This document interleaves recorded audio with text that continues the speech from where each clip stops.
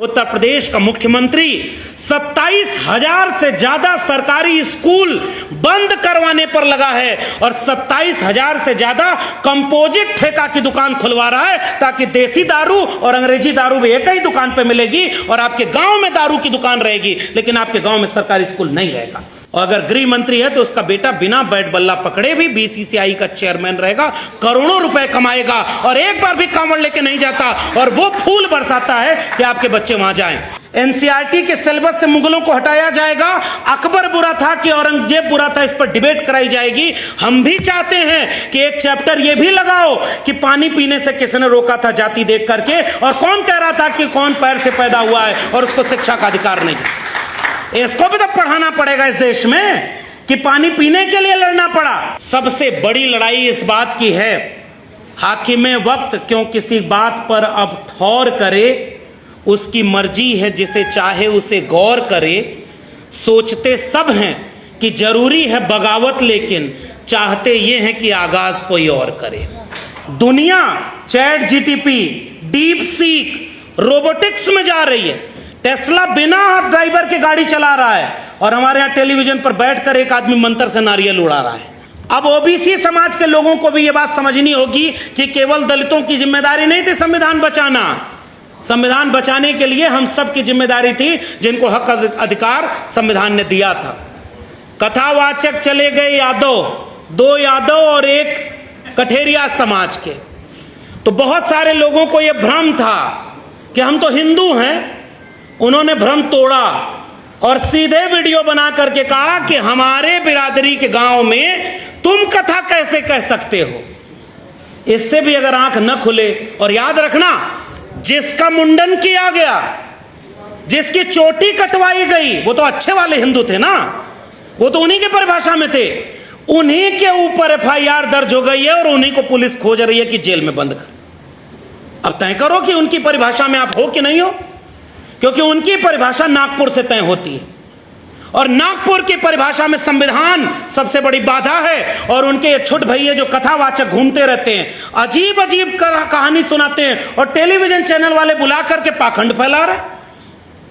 और उसको एक नेता ने, उत्तर प्रदेश के नेता ने कहा कृष्ण का नाम बता दो, वो आए बाएं करने लगा और कथा कृष्ण की सुनाता है। उसके बाद उसने क्या बोला, ये सारे कथावाचक कहते हैं कि हिंदू राष्ट्र बनना चाहिए। बताइए संविधान के मुताबिक ये मांग है क्या? क्या संविधान के रहते हिंदू राष्ट्र बन सकता है? और हिंदू राष्ट्र मांग है किसकी? किसका रिश्ता है नागपुर और बीजेपी के मुख्यालय से? इसका मतलब तुम धर्म का काम नहीं कर रहे, तुम पॉलिटिकल पार्टी के एजेंट हो, तुम धर्म के लिबास में उनके लिए राजनीतिक एजेंडा चला रहे हो और उनके लिए वोट मांगने का जुगाड़ कर रहे हो। ये बात तो हमें खुल के कहनी होगी। संविधान को इस तरह से खतरा है। और आखिर में जो हमारे सामने सबसे मुश्किल चुनौती, मैं तो विश्वविद्यालय में नहीं हूं और आज उस विश्वविद्यालय में नहीं हूं, इस बात का सुकून है कि इतने पढ़े लिखे होने के बाद एक प्रिंसिपल दिल्ली यूनिवर्सिटी की कहती है कि इस जगह अगर एसी काम नहीं करिए तो गोबर लीप दो, ये ठंडा रहेगा कमरा। सुकून है कि मैं उस विश्वविद्यालय में फिलहाल नहीं हूं। मुझे शर्म आती है कि जो लोग पढ़ लिख करके ये हाल है, गाय गोबर गौमूत्र से आगे नहीं बढ़ पा रहे, वो विश्वविद्यालयों को दुनिया की टॉप रैंकिंग में कहीं आगे कर पाएंगे क्या? तुम यहां बर्बाद कर दिए शिक्षा व्यवस्था को। और हम 2020 से बोलते रहे पूरे देश में कि न्यू एजुकेशन पॉलिसी जो आई है, यही प्रोफेसर रतनलाल, सूरजमंडल, तमाम लोग होंगे, हम लोग लड़ाई लड़ते थे कि बचाओ अपने स्कूल कॉलेज विश्वविद्यालय को, क्योंकि क्लोजर की पॉलिसी आई, मर्जर की पॉलिसी आई, फंड कट हो गया है। 2014 में इस देश की टोटल जीडीपी का 5.6% एजुकेशन बजट था, 2025 के बजट में 2.6% है। बजट आधा हो गया शिक्षा पर खर्चा का। और जब शिक्षा बर्बाद हो रही है तो आज उसका रिजल्ट सामने दिखने लगा। उत्तर प्रदेश का मुख्यमंत्री 27,000 से ज्यादा सरकारी स्कूल बंद करवाने पर लगा है और 27,000 से ज्यादा कंपोजिट ठेका की दुकान खुलवा रहा है ताकि देसी दारू और अंग्रेजी दारू भी एक ही दुकान पे मिलेगी और आपके गांव में दारू की दुकान रहेगी, लेकिन आपके गांव में सरकारी स्कूल नहीं रहेगा। रोते हुए बच्चों की वीडियो वायरल हो रही, स्कूलों पर ताला लग गया, हजारों बच्चों का स्कूल छूट गया। मैं कहता हूं कि जाति जनगणना क्यों जरूरी है? ताकि एक बार जनगणना हो जाए कि ये जब बच्चे स्कूल से बाहर हो गए, ये 90% से ज्यादा SC, ST, OBC और माइनॉरिटी के बच्चे हैं, इसलिए इन स्कूलों को बर्बाद किया जा रहा है। ताकि शिक्षा अगर बर्बाद हो जाएगी, दिल्ली विश्वविद्यालय पर करोड़ों रुपया लोन है, हेफा का, हायर एजुकेशन फाइनेंशियल एकेडमी।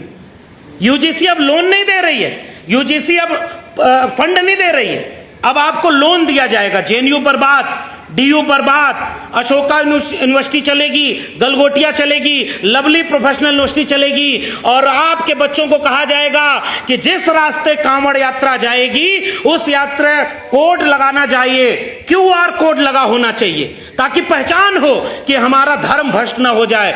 उनका एक भी बेटा बेटी न इन स्कूलों में पढ़ता है और न वो यात्रा में जाता है, उन सब का बेटा बेटी विदेश की यूनिवर्सिटी में पढ़ाई करता है।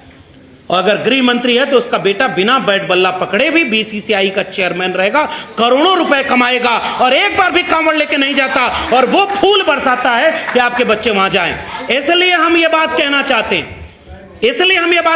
हैं, कि शिक्षा बचाना, संविधान बचाना, अगर ये दो चीज बच गई तो बाकी बहुत कुछ बचाने के लायक बच जाएंगे। और इसलिए ये जो पोस्टर लगाया आपने, मैं तो हिम्मत की दाद देता हूं। आप दिल्ली में हैं तो यूपी के मुख्यमंत्री की फोटो लगा करके पोस्टर लगा दिए, यूपी में लगा कर दिखाइए, अगले दिन बुलडोजर यहां खड़ा न दिख जाए तो कहिएगा। उत्तर प्रदेश में सबसे ज्यादा जेलों में बंद दलित, पिछड़े, आदिवासी लोग हैं। आदिवासी तो वहां कम है, फिर भी आप जाकर देखिए उत्तर प्रदेश में आप एक आंदोलन नहीं कर सकते, आपके ऊपर इतने मुकदमे हो जाएंगे कि आप जेल में जाने के लिए बचते फिरेंगे। फेक इनकाउंटर होगा, जितना बर्बाद आपको राज हो सकता है उसका नमूना वहां उत्तर प्रदेश में है। और गुजरात के रास्ते जो दिल्ली पहुंचा था, अब उत्तर प्रदेश के रास्ते भी एक व्यक्ति दिल्ली पहुंचने की कोशिश कर रहा है। और इसलिए हमारी लड़ाई इस बात की नहीं है कि हमारा संगठन बच जाए या हमारी नौकरी बच जाए। हम तो इसलिए आपके बीच में आकर के असल में हम क्या कर रहे हैं, हम कन्विंस कर रहे हैं, लेकिन एक गुजारिश करना चाहते हैं कि अगर इस लड़ाई में हम जीत नहीं पाए, अब जाति जनगणना का ऐलान कर दिया और हर व्यक्ति ने हिंदू राष्ट्र बनाने की बात करते हो